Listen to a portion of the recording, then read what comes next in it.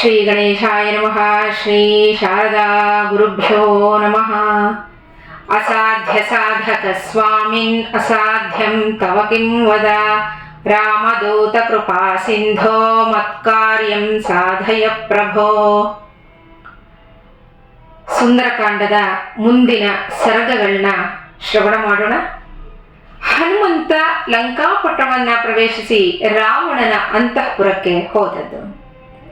ಲಂಕಾಧಿದೇವತೆಯನ್ನ ತನ್ನ ಪರಾಕ್ರಮದಿಂದ ಗೆದ್ದು ಅಪದ್ವಾರದಿಂದ ರಾತ್ರಿ ಹೊತ್ತಿನಲ್ಲಿ ಕೋಟೆಯನ್ನು ಹಾರಿ ಲಂಕಾಪಟ್ಟಣವನ್ನ ಪ್ರವೇಶಿಸ್ತಾನೆ ಹನುಮ. ಲಂಕೆಯನ್ನು ಪ್ರವೇಶಿಸುವಾಗ ತನ್ನ ಎಡಗಾಲನ್ನ ಮುಂದಿಟ್ಟ ಹಾಗೆ ಲಂಕಾಪಟ್ಟಣಕ್ಕೆ ಅಭಿಮುಖನಾಗಿ ಪ್ರವೇಶ ಮಾಡಿದ. ಹನುಮಂತ ಲಂಕೆಯನ್ನ ಪ್ರವೇಶ ಮಾಡಿದ ಅಂತ ಸುಮ್ಮನೆ ಹೇಳಿದ್ರೆ ಆಗ್ತಿತ್ತು. ಯಾಕೆ ವಾಲ್ಮೀಕಿಗಳು ಎಡಗಾಲನ್ನ ಮುಂದಿಟ್ಟ ಅಂತ ಹೇಳಿದ್ದಾರೆ? ಹೇಳ್ತಾರೆ ಅದ್ವಾರೇಣ ಪ್ರವೇಶೆ ಶತ್ರು ವಿನಾಶಾಯ ಅಂತ.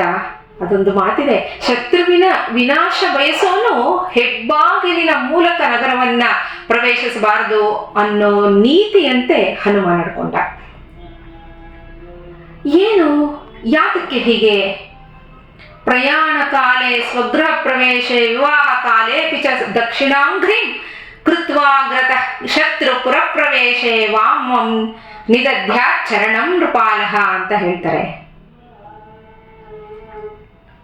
ಏನ್ ಹೀಗಂದ್ರೆ, ಪ್ರಯಾಣ ಕಾಲದಲ್ಲಿ ಹಾಗೆ ತನ್ನ ಮನೆಯನ್ನ ಪ್ರವೇಶಿಸುವಾಗ ಮತ್ತೆ ವಿವಾಹ ಕಾಲದಲ್ಲಿ ಬಲಗಾಲನ್ನ ಮುಂದಿಡಬೇಕು. ಯಾಕೆ? ಶುಭ ಇದೆಲ್ಲನೂ. ರಾಜ ಅಥವಾ ದೂತನಾದವನು ಶತ್ರು ಪುರವನ್ನ ಪ್ರವೇಶಿಸುವಾಗ ಎಡಗಾಲನ್ನೇ ಮುಂದಿಟ್ಟು ಪ್ರವೇಶಿಸಬೇಕು ಅಂತ ಶಾಸ್ತ್ರ ಹೇಳುತ್ತೆ. ಬೃಹಸ್ಪತಿ ಹೇಳಿದಾನೆ ಇದನ್ನ. ಮೊದಲೇ ಹನುಮ ಮಹಾಪಂಡಿತ, ಹಾಗೆ ಶಾಸ್ತ್ರಜ್ಞ. ಇಂಥ ಸೂಕ್ಷ್ಮ ವಿಷಯಗಳು ಅವನಿಗೆ ಚೆನ್ನಾಗಿ ತಿಳಿದಿತ್ತು. ಅದರಿಂದ ಇವನು ಶತ್ರು ವಿನಾಶ ಕಾರ್ಯಕ್ಕೆ ದೂತನಾಗಿ ಬಂದಿರೋದ್ರಿಂದ ತನ್ನ ಎಡಗಾಲನ್ನೇ ಮುಂದಿಟ್ಟು ನಡೆದ. ಹನುಮಂತ ಆ ರಾತ್ರಿ ಹೊತ್ತಿನಲ್ಲಿ ರಾಜಮಾರ್ಗದಲ್ಲಿ ನಡೆದು ಹೋಗಿದ್ದ. ನಾವು ಈ ತರ ಸನ್ನಿವೇಶಗಳನ್ನ ಮಹಾಭಾರತದಲ್ಲೂ ನೋಡ್ತೀವಿ. ಕೃಷ್ಣ ಅರ್ಜುನ ಮತ್ತೆ ಭೀಮನನ್ನ ಕರ್ಕೊಂಡು ಹೋಗುವಾಗ, ಶತ್ರು ವಿನಾಶಕ್ಕೆ ಹೋಗುವಾಗ, ಜರಾಸಂಧನ ಮನೆಗೆ ಹೋದಾಗ ಹೀಗೆಯೇ ಹೋದದ್ದು. ರಾತ್ರಿ ಹೊತ್ತಿನಲ್ಲೇನೆ ವೇಷ ಬದಲಿಸಿ ಹೋದ. ಹನುಮಂತ ರಾತ್ರಿ ಹೊತ್ತಿನಲ್ಲಿ ರಾಜಮಾರ್ಗದಲ್ಲಿ ನಡೆದು ಹೋಗ್ತಿದ್ದ. ಸುಂದರವಾದ ಭವನಗಳಲ್ಲಿ ಓಡಾಡ್ತಿದ್ದ ಸ್ತ್ರೀಯರ ಕಾಲಂದುಗೆಗಳ ಧ್ವನಿ ಅಲ್ಲಿ ಕೇಳಿ ಬರ್ತಿತ್ತು. ಪುರುಷರ ಗರ್ಜನೆಗಳು, ಕೆಲವರು ಮಾಡ್ತಿದ್ದ ಮಂತ್ರಗಳ ಧ್ವನಿ, ಸ್ತ್ರೀಯರು ಹಾಡ್ತಿದ್ದ ಸುಮಧುರವಾದ ಗಾಯನ, ಹೀಗೆ ಎಲ್ಲವೂ ಅವನ ಕಿವಿಗೆ ಬೀಳ್ತಿತ್ತು. ರಾವಣನನ್ನೇ ಸ್ತೋತ್ರ ಮಾಡ್ತಾ ನಿಂತಿದ್ದ ಎಷ್ಟೊಂದು ಜನ ರಾಕ್ಷಸರನ್ನ ನೋಡ್ತಾನೆ. ಎಷ್ಟೊಂದು ಜನ ದಂಡಾಯುಧಗಳನ್ನ, ಶೂಲಾಯುಧಗಳನ್ನ, ಮುಸಲ, ಧನಸ್ಸು ಮುಂತಾದವನ್ನ ಧರಿಸಿ ಓಡಾಡ್ತಿದ್ದನ್ನ ನೋಡಿದ. ಬೇರೆ ಬೇರೆ ಆಕಾರಗಳಲ್ಲಿದ್ದ ಭಯಂಕರ ರೂಪದ ರಾಕ್ಷಸರನ್ನ, ಹಾಗೆ ಸೌಮ್ಯ ಸ್ವರೂಪ ತೇಜಸ್ವಿಗಳನ್ನೂ ಕಂಡ. ರಾಕ್ಷಸರು ಅಂದ್ರೆ ಕೋರೆಗಾಡಿ ಇರಬೇಕು, ನೋಡಕ್ಕೆ ಭಯಾನಕವಾಗಿರಬೇಕು.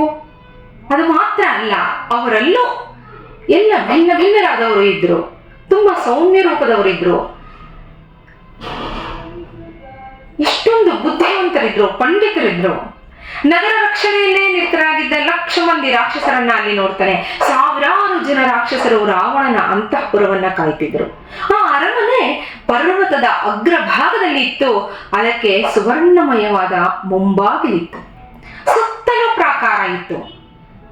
ಸ್ವರ್ಗ ಸದೃಶವಾಗಿದ್ದ ಆ ರಾಜಭವನ ದಿವ್ಯ ನಾದದಿಂದ ನಿನಾದಿತವಾಗಿತ್ತು. ಅದ್ಭುತವಾದ ಕುದುರೆಗಳು, ರಥಗಳು, ಯಾನಗಳು, ವಿಮಾನಗಳು, ಶುಭ ಲಕ್ಷಣಗಳಿಂದ ಕೂಡಿದ ಆನೆ ಕುದುರೆಗಳು, 4 ದಂತಗಳು ಉಳ್ಳ ಮದಿಸಿದ ಆನೆಗಳು, ಮೃಗ ಪಕ್ಷಿಗಳು, ಹಾಗೆ ಎಷ್ಟೊಂದು ರಮ್ಯವಾದ ನೋಟವನ್ನ ಆ ಅರಮನೆಯಲ್ಲಿ ಅವನು ಕಂಡ. ಅರಮನೆಗೆ ಸುಂದರವಾದ ಮಹಾದ್ವಾರ ಇತ್ತು. ಒಳಭಾಗ ಅನರ್ಘ್ಯವಾದ ಮುತ್ತಿನ ಮಣಿಗಳಿಂದ ಸಮಲಂಕೃತವಾಗಿತ್ತು. ಅಂಥ ಪರಮಾದ್ಭುತವಾದ ಅಂತಃಪುರವನ್ನ ಹನುಮಂತ ನೋಡ್ತಾನೆ. ಚಂದ್ರನ ಬೆಳದಿಂಗಳಲ್ಲಿ ಮಾರ್ಗವನ್ನ ಕಂಡುಕೊಂಡು ಹಲವಾರು ಭವನಗಳ ಮುಂದೆ ಹಾಗೆ ಹಾದು ಹೋಗ್ತಾ ಇದ್ದ. ಅಲ್ಲಿ ಅವನು ಹಲವಾರು ಜನ ಮಹಾ ಬುದ್ಧಿಶಾಲಿಗಳನ್ನು, ಶ್ರದ್ಧಾಳುಗಳನ್ನು, ಪ್ರಧಾನ ರಾಕ್ಷಸರನ್ನು, ಅರ್ಥಪೂರ್ಣವಾಗಿ ಹೆಸರುಗಳನ್ನು ಇಟ್ಕೊಂಡಿದ್ದವರನ್ನು ನೋಡ್ತಾನೆ. ರಾಕ್ಷಸ ಸ್ತ್ರೀಯರಲ್ಲಿ ಹಲವಾರು ಜನ ಪತಿವ್ರತೆಯರನ್ನು, ನಿರ್ಮಲ ಹೃದಯಗಳಾದ ಸ್ತ್ರೀಯರನ್ನು ನೋಡ್ದ. ಅವರಲ್ಲಿ ಸುಂದರ ಚೆಲುವೆಯರನ್ನ ಹಾಗೆ ಕಾಂತಿಮತಿಯರನ್ನು ನೋಡ್ತಾನೆ. ರಾಕ್ಷಸ ಸ್ತ್ರೀಯರಲ್ಲಿ ಶ್ರೇಷ್ಠರಾಗಿದ್ದ ಹಲವಾರು ಮಂದಿ ಸ್ತ್ರೀಯರನ್ನು ನೋಡ್ದ. ಆದರೆ ಸೀತೆಯನ್ನ ಮಾತ್ರ ಇನ್ನೂ ಅವನು ನೋಡಿರಲಿಲ್ಲ. ಸಂತೋಷ ಭರಿತರಾದ ಎಷ್ಟೋ ಜನ ಸ್ತ್ರೀಯರನ್ನ ನೋಡ್ತಾನೆ. ಅಲ್ಲಲ್ಲೇ ತುಂಬಾ ಸಂತೋಷದಿಂದ ಮಾತಾಡ್ಕೊಂಡು ಗೀತೆಗಳನ್ನ ಹಾಡ್ಕೊಂಡು ಓಡಾಡ್ತಿದ್ರು ಸ್ತ್ರೀಯರು. ಆದರೆ ಸೀತಾದೇವಿಯನ್ನ ಕಾಣಲಿಲ್ಲ. ರಾಮನ ವಿರಹದಿಂದ ಬಳಲ್ತಿದ್ದ ಸೀತೆಯನ್ನ ಅವನು ಎಲ್ಲೂ ಕಾಣಲಿಲ್ಲ.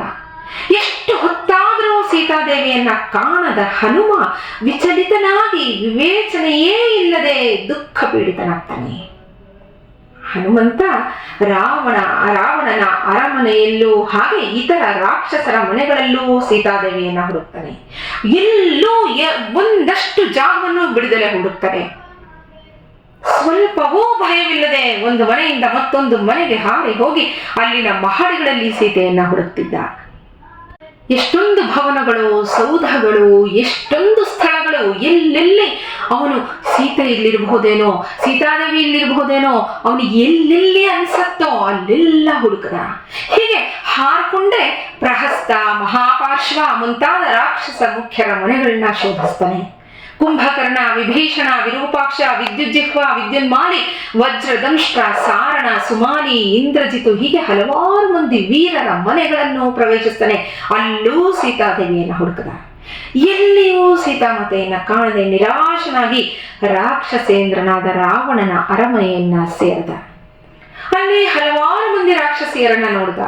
ಹಾಗೆ ಅಮೂಲ್ಯವಾದ ಸಂಪತ್ತು, ಕ್ರೀಡಾಂಗಣ, ರಮ್ಯವಾದ ಗೃಹಗಳು, ವಿಹಾರ ತಾಣಗಳು, ನವಿಲುಗಳ ಕ್ರೀಡಾಗೃಹಗಳು, ರತ್ನಗಳ ರಾಶಿ ರಾಶಿ ಹೀಗೆ ಎಲ್ಲವನ್ನೂ ಆಶ್ಚರ್ಯದಿಂದ ನೋಡ್ತಾ ಮುಂದೆ ಸಾಗ್ತಿದ್ದ. ಎಲ್ಲೂ ಸೀತೆಯನ್ನ ಕಾಣಲಿಲ್ಲ. ಸ್ನೇಹಿತರೆ, ನಾಳೆ ಮುಂದಿನ ಸರ್ಗವನ್ನ ಶ್ರವಣ ಮಾಡೋಣ. ಶ್ರೀರಾಮ ಜಯ ರಾಮ, ಜಯ ಜಯ ರಾಮ. ನಮಸ್ಕಾರ.